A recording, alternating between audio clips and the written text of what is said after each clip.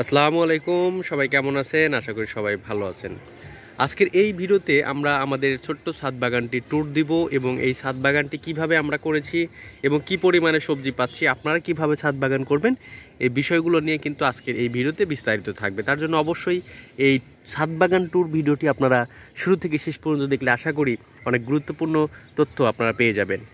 তো সর্বপ্রথমে যেটা বলবো, এরকম যদি ছাদ বাগান আপনি করতে চান তাহলে অবশ্যই আগে আপনাকে কিছু টব অথবা এই যে ফ্রিজের যে অংশ থাকে এই অংশগুলো আপনাকে কালেক্ট করতে হবে। কালেক্ট করার পরে আপনাকে দেখেন এখানে চাল কুমড়া আসছে, এখানে লাউ জালি আসছে এবং অনেক লাউ হয়েছিল যে লাউগুলো অলরেডি কাটা হয়েছে এবং আবার নতুন করে এখানে আপনার চাল কুমড়া লাগানো হয়েছে। এখন এইরকম ছাদ বাগান যদি আপনারা করতে চান, এখানে লাউ গাছ, চাল কুমড়া গাছ, এদিকে হচ্ছে আপনার এই যে করলা গাছ, মানে করলার যে চাষ করা হচ্ছে, এইখানে মরিচ গাছ। সো এই যে সবজিগুলা কিভাবে চাষ করবেন, এইখানে আপনারা দেখতে পাচ্ছেন সিম। আমি সিমগুলো একটু ক্লোজলি দেখাই। ছোট্ট একটা সিম গাছ, কিন্তু দেখেন কি পরিমাণে সিম আসছে, মানে ওর ডগায় ডগায় গোড়ায় গোড়ায় হচ্ছে সিম আসছে। এইখানে দেখেন ডগায় ডগায় সিম, ডগায় ডগায় সিম, প্রচুর সিম আসছে ছোট্ট একটা গাছে। তো আপনি কিভাবে করবেন, আপনি আশা করি অনেকটা আইডিয়া পেয়ে গেছেন। সর্বপ্রথমে আপনাকে এরকম একটা বালতি অথবা ফ্রিজের যে অংশ, মানে নষ্ট বা যে ভাঙা ফ্রিজগুলো বা নষ্ট ফ্রিজগুলো, এগুলো আপনি বাজারে কিন্তু পেয়ে যাবেন।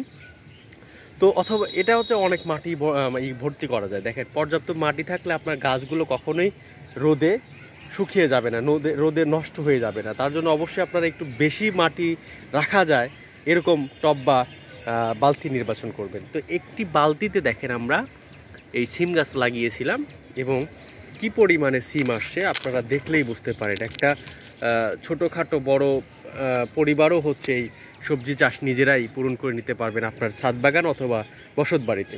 তার জন্য এরকম একটা টব নির্বাচন করবেন বা বালতি নির্বাচন করবেন এবং হচ্ছে পর্যাপ্ত পরিমাণে মাটি দিবেন এবং সেই মাটিতে গোবর আপনারা এখানে দিতে হবে। মানে গোবর মাটি মিশ্রিত করে একটা জৈব টাইপের যে মাটি, যে কালারটা, এরকম কালার নিয়ে আসবেন।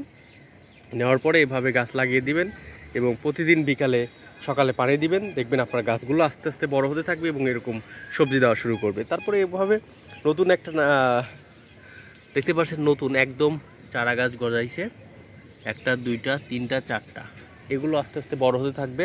এখানে একটা করা হয়েছে দেখেন, এগুলোই একটা সময় এই আপনার এই বাগানে বা কি বলে এই জানলাতে উঠে পড়বে এবং ওঠার পরে আপনার এগুলো হচ্ছে আপনার ফল দেওয়া শুরু করবে বা সবজি দেওয়া শুরু করবে। এটা হচ্ছে সবজি। আমরা এখানে এর আগে টমেটো লাগানো হয়েছিল, টমেটো হচ্ছে ফল হিসেবে আমরা খাইতাম এবং সবজি হিসেবেও খাইতাম। সো এখানে দেখতে পাচ্ছেন একটি চাল কুমড়া ধরেছে, এদিকে আরও অনেক ধরেছে। সো এভাবে আপনি কিন্তু আপনার ছাদ বাগানে আপনি কিন্তু এভাবে সবজি দিয়ে ভরিয়ে দিতে পারেন এবং আপনার কিন্তু পর্যাপ্ত সবজি আসবে এবং যে সবজিগুলা আপনি প্রতিদিন খেতে পারবেন, পাশাপাশি আপনি কিন্তু বিক্রিও করতে পারবেন। এই হচ্ছে বিষয়।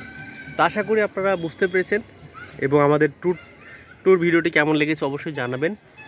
এমন ট্যুর ভিডিও পেতে, এমন ছাদ বাগান দেখতে বা সবজি বাগান দেখতে বা কীভাবে বাগান করা যায় এই বিষয়গুলো জানতে অবশ্যই আমাদের সাথেই থাকবেন। কোয়েল এগ্রো ইউটিউবের সাথেই থাকবেন, ফেসবুক পেজের সাথে থাকবেন। সবাই ভালো থাকবেন, সুস্থ থাকবেন। দেখা হচ্ছে নতুন কোনো ভিডিওতে। আল্লাহ হাফেজ।